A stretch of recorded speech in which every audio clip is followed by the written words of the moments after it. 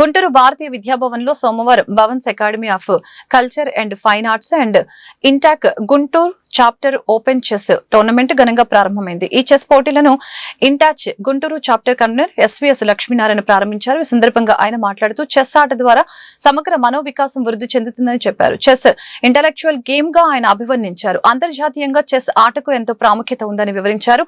ఈ టోర్నమెంట్ లో పాల్గొనే చెస్ క్రీడాకారులకి ఆయన శుభాకాంక్షలు తెలిపారు. కార్యక్రమంలో రామచందర్, రాజు, సుభాష్ పాల్గొన్నారు. చదరంగం అనేటువంటి క్రీడ భారతీయమైనటువంటి క్రీడ.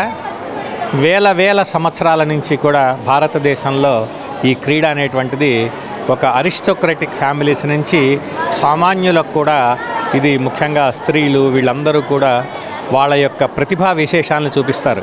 64 గళ్ళు ఉన్నప్పటికీ కూడా ఎన్నో ఎత్తులు, ఎన్నో పై ఎత్తులు సాహిత్యంలో కూడా శ్రీనాథుడి సాహిత్యంలో కూడా ఈ చదరంగపు ఆట గురించి మనకు స్పష్టంగా కనిపిస్తుంటుంది. ఈ ఆట కనిపిస్తుంటుంది మనకి.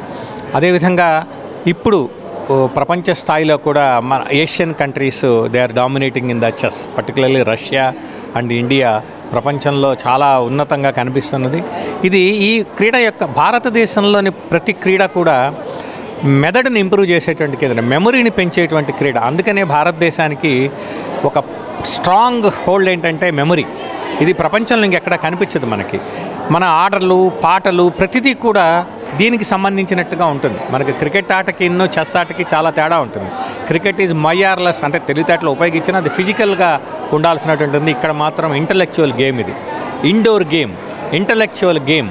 సో ఇది ఈ చెస్ని చిన్న వయస్సులో నుంచే, అంటే 5 ఏళ్ల పిల్లలు, 6 ఏళ్ల పిల్లలే వాళ్ళ యొక్క విద్యా రంగాల్లో బాగా రావాలి అంటే వాళ్ళ అంటే దృష్టి, మనం ఇప్పుడు ఒక 10 స్టెప్పుల తర్వాత నైట్ ఎలా వెళ్తుంది అంటే మనం గుర్రం అంటాము, శకటము, రూక్, అంటే ఇప్పుడంతా నేషనల్ ఇంటర్నేషనల్ 2 వచ్చినాయి. నేను ఇంటర్నేషనల్ గేమ్ గురించే చెప్తున్నాను. రూక్, హార్స్ ఇలాంటివన్నీ కూడా కొన్ని ఎల్ ఆకారంలో, కొన్ని స్ట్రైట్ ఆకారంలో ఉంటాయి. పాన్ యొక్క ఇది ఫస్ట్ 2 స్టెప్స్, ఇలా ప్రతిదాన్ని గుర్తుపెట్టుకొని 10 స్టెప్పుల తర్వాత ఎవడు ఏం చేయబోతున్నాడు అనేటువంటి ఒక క్రీడా స్ఫూర్తి, ఒక యుద్ధ నైపుణ్యము ఇందులో కనిపిస్తుంది.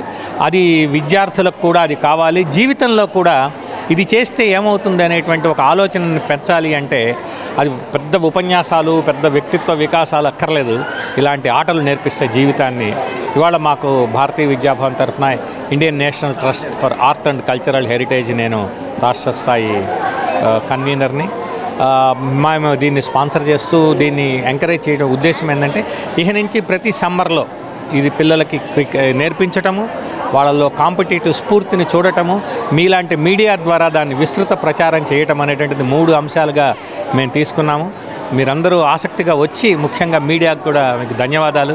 మీ టీవీలో ఈ ప్రేక్షకులకి, అదేవిధంగా పార్టిసిపేట్ చేస్తున్నటువంటి వాళ్ళందరికీ కూడా ఒకసారి మేము శుభాభినందనలు తెలియజేస్తూ సెలవు.